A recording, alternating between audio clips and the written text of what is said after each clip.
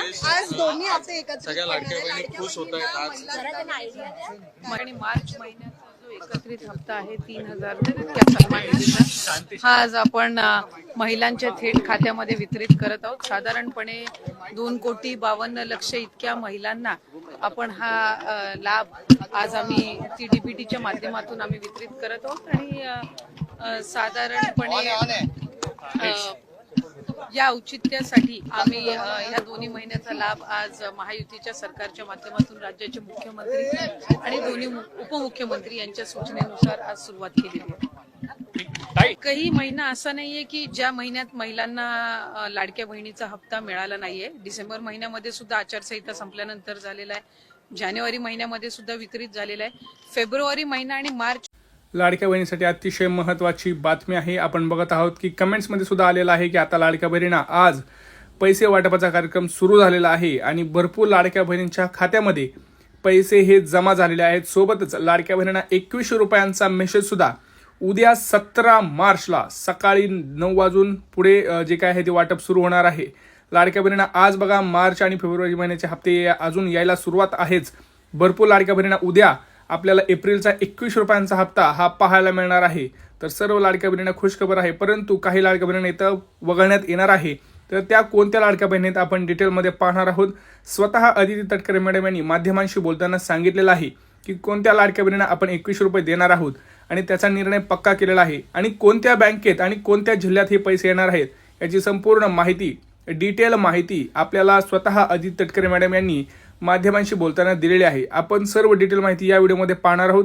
ज्यांना 2100 रुपये एप्रिलचा हप्ता पाहिजे असेल त्यांनी हा व्हिडिओ संपूर्ण पहा, तरच तुम्हाला हे जे काही एप्रिलचा 2100 आहे ते मिळतील. अन्यथा तुम्हाला पैसे येण्यास प्रॉब्लेम होईल. तुमचं नाव यादीतून काढण्यात येणार आहे. त्यामुळं व्हिडिओ संपूर्ण पहा. कारण लाडक्या बहिणींना अतिशय आनंदाची बातमी म्हणजे लाडक्या बहिणींना गॅस सिलेंडरचे पैसे आणि 2100 रुपये हे सोबतच मिळणार आहे. त्यामुळं सर्व लाडक्या बहिणींना अतिशय आनंद झालेला आहे. भरपूर लाडक्या बहिणींच्या मोबाईलवरती उद्या आपल्याला 2100 रुपयांचा मेसेज पाहायला मिळणार आहे. तर आपण जाणून घेऊया डिटेलमध्ये कोणत्या अशा लाडक्या बहिणी आहेत ज्यांच्या मोबाईलवरती हा मेसेज येणार आहे. कारण अदिती तटकरे मॅडम यांनी सांगितलं आहे ज्या लाडक्या बहिणी आपल्याला नियमांमध्ये बसत असतील अशाच लाडक्या बहिणींना जे काय आहे ते पैसे मिळणार आहेत. अर्ज पडताळणी सुरू केलेली आहे आणि लाडक्या बहिणींना माहिती आहे की ज्या अर्ज पडताळणीमध्ये बसतील अशाच लाडक्या बहिणींना 2100 रुपये देण्याचा निर्णय हा सरकार घेणार आहे. कारण हा निर्णय खूप मोठा असल्या कारणानं सरकार याच्यावरती काटकसरीने अर्ज पडताळणी करूनच परखूनच पुढे पैसे वाटपाचा कार्यक्रम हा करत आहे. तर सर्व लाडक्या बहिणींना एक विनंती आहे की काही महत्त्वाचे कागदपत्रे जे आता अदिती तटकरे मॅडम आपल्याला सांगतील ते काढून घ्यावे. जसं की उत्पन्नाचा दाखला, रेशन कार्डची KYC आणि सोबत इतर काही महत्त्वाच्या अपडेट्स स्वतः अदिती तटकरे मॅडम यांनी दिलेले आहेत.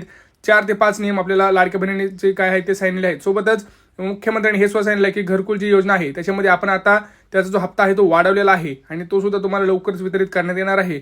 ज्या लाडक्या बहिणींना स्वतःचं घर पाहिजे त्यांनी पटकन अर्ज भरावा. पहा आता अदिती तटकरे मॅडम काय म्हणतात, संपूर्ण व्हिडिओ डिटेलमध्ये पहा. मंत्री माझी लाडकी बहीण ही योजना महायुतीच्या सरकारची अतिशय महत्त्वाकांक्षी अशी योजना आहे आणि आज जवळपास 2,52,00,000 पेक्षा अधिक महिलांना आम्ही दर महिन्याला हा लाभ त्या ठिकाणी पोहोचवत आहोत. खरं तर विरोधकांनी तर अशा पद्धतीच्या सुद्धा वावड्या उठवल्या होत्या किंवा अशा पद्धतीचा सुद्धा अपप्रचार सुरू केला होता की निवडणुका झाल्यानंतर महायुतीचं सरकार आल्यानंतर महायुतीचं सरकार ही योजना बंद करेल अशा पद्धतीचा अपप्रचार त्यांनी सुरू केला होता. खरं तर त्या अपप्रचाराला कुठेही बळी पडू नये असं आम्ही सर्व लाडक्या बहिणींना आवाहन करत होतो. आणि आज खऱ्या अर्थानं महायुतीच्या सरकारच्या वतीने आदरणीय अर्थ व नियोजन मंत्री उपमुख्यमंत्री अजितदादांनी आपला कारकिर्दीतला 11वा अर्थसंकल्प सादर करत असताना लाडक्या बहिणींच्यासाठी मुख्यमंत्री माझी लाडकी बहीण या योजनेसाठी जवळपास 36,000 कोटींची तरतूद ही त्यांनी यंदाच्या वर्षासाठी केलेली आहे. आणि निश्चितपणाने ही करत असताना ही योजना कुठेही बंद होणार नाही.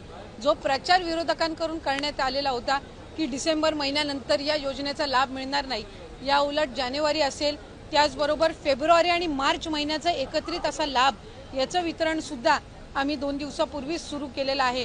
आणि लाडक्या बहिणींच्या खात्यामध्ये फेब्रुवारी महिन्याचे 1500 हे त्या ठिकाणी 2 दिवसातच पोहोचलेले आहेत आणि मार्च महिन्याचे 1500 सुद्धा ते पोहोचवण्याचं काम सुद्धा प्रगतीपथावर आहे.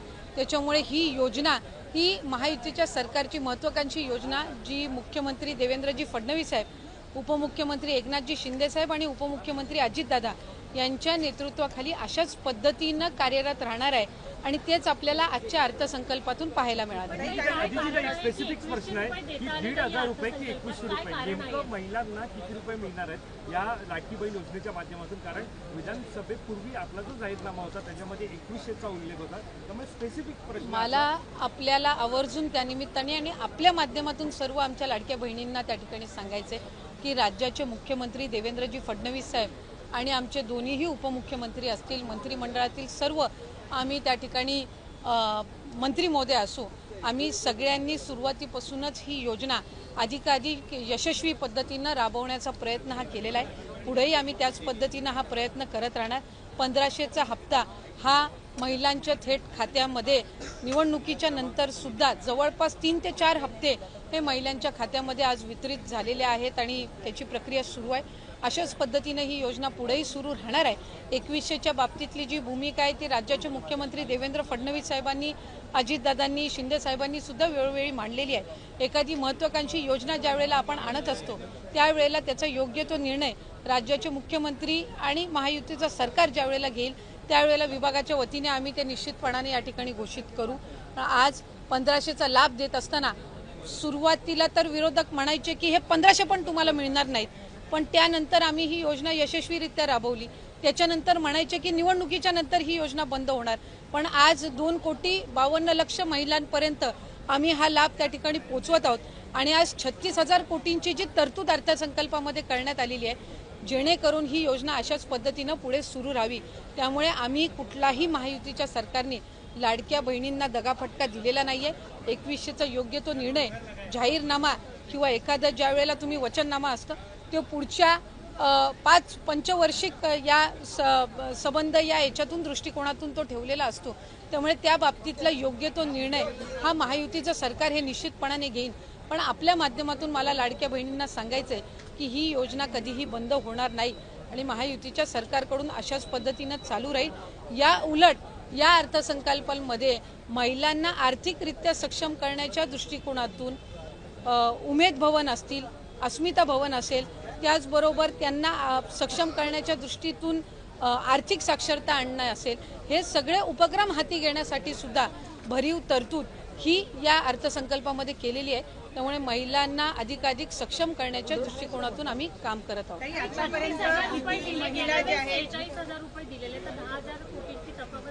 आपल्या माहितीसाठी मला सांगायचं आहे की मार्च महिन्यापर्यंतचा जो हप्ता आहे तो अर्थसंकल्पाच्या आधीच वितरित झालेला आहे आणि ही जी तरतूद आहे ही पुढच्या महिन्यांपर्यंत आहे.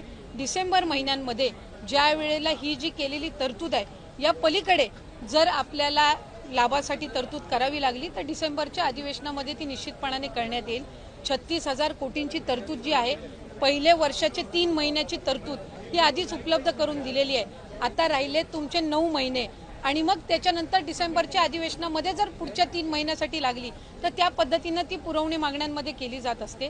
त्यामुळे या योजनेला यशस्वीरित्या राबवण्यासाठी जी काही तरतुदीची गरज आहे दर महिन्याच्या लाभाकरिता ती या अर्थसंकल्पामध्ये झालेली आहे. स्क्रुटिनी सुरू झाल्यापासून आतापर्यंत किती महिलांनी स्वतःहून सोडलेले आहेत किंवा किती महिलांना वगळण्यात आलेल्या आहेत, त्याचबरोबर इतर ज्या योजना आहेत म्हणजे निराधार योजना असेल किंवा इतर योजना, या महिलांना या योजनेचा लाभ कशा पद्धतीने दिला जाणार? जे टोटल रजिस्ट्रेशन विभागाकडे झालेलं होतं ते साधारणपणे 2,63,00,000 असं होतं, पण हे जुलै ऑगस्ट महिन्यापासूनचं होतं आणि जुलै ऑगस्ट महिन्यापासूनच स्क्रुटिनीची जी प्रक्रिया आहे ती त्या ठिकाणी सुरू आहे आणि पात्र महिला ज्या आहेत, लाडक्या बहिणी ज्या आहेत, त्या साधारणपणे 2,52,00,000 2,53,00,000 इतके त्या ठिकाणी असतात.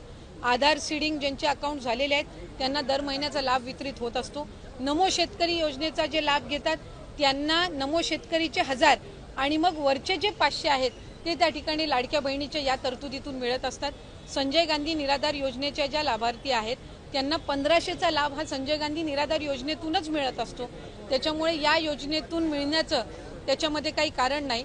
या व्यतिरिक्त 4 चाकी वाहनं असणारी असतील किंवा जिल्हा स्तरावरून ज्या तक्रारी आम्हाला प्राप्त होतात त्या पद्धतीनं ती योग्य ती कारवाई आहे ही केली जात असते आणि परत ज्यांनी आम्हाला या योजनेचा लाभ नको आहे किंवा आम्ही या योजनेच्या लाभासाठी आता पात्र नाही आहोत. असे जे अर्ज आहेत हे काही हजारांच्या संख्येमध्ये आहेत.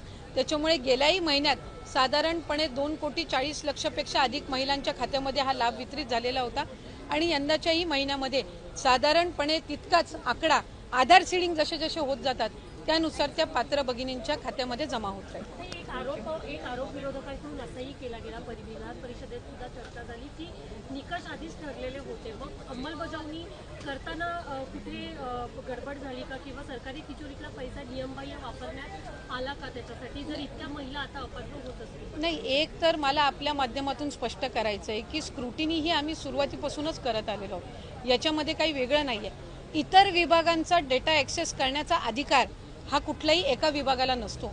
उदाहरणार्थ महिला व बालविकास विभाग आहे आणि आम्हाला जर कृषी विभागातल्या नमो शेतकरीचा जर डेटाचा ॲक्सेस असेल तर तो आम्ही परस्पर घेऊ शकत नाही. आम्हाला तो त्या विभागाकडूनच प्राप्त होणं हे अपेक्षित असतं. परिवहन विभागाकडून जर एखादा तुम्हाला डेटा हवा असेल तर तो तुम्हाला परिवहन विभागाकडूनच मिळेल. त्याला स्वतंत्र तो डेटा ॲक्सेस करण्याचा अधिकार हा कुठल्याही विभागाला किंवा महिला व बालविकास विभागालाही त्या ठिकाणी नसतो. त्यामुळे सुरुवातीपासून याची स्क्रुटिनी होत गेलेली आहे. मूळ 2,63,00,000पेक्षा अधिक रजिस्ट्रेशन झालेलं होतं आणि सुरुवातीपासूनच जर आपण बघितलं तर लाभार्थ्यांची संख्या ही 2,40,00,000 किंवा 2,50,00,000 2,52,00,000 इतकी राहिलेली आहे. याचा अर्थ असा की स्क्रुटिनीची प्रोसिजर सुरुवातीपासून चाललेली आहे. प्रत्येक विभागाकडनं जी आपण माहिती मागवतो त्याच्यामध्ये ऑक्टोबर, नोव्हेंबर, डिसेंबर महिना आचारसंहितेचा कालावधी होता. हा वगळता जशी जशी आमच्याकडे त्या विभागांकडनं माहिती येते त्या पद्धतीनं आम्ही ते पुढचं डीबीटी करायच्या आधी योग्य ती कारवाई असते ती करत असतो. त्यामुळे कुठल्याही पात्र जी निकषांमध्ये पात्र आहे एकही निकष न बदलता जी महिला पात्र आहे त्यांच्यावर अन्याय हा कधी या विभागाच्या किंवा महायुतीच्या सरकारकडून झालेला नाही. धन्यवाद.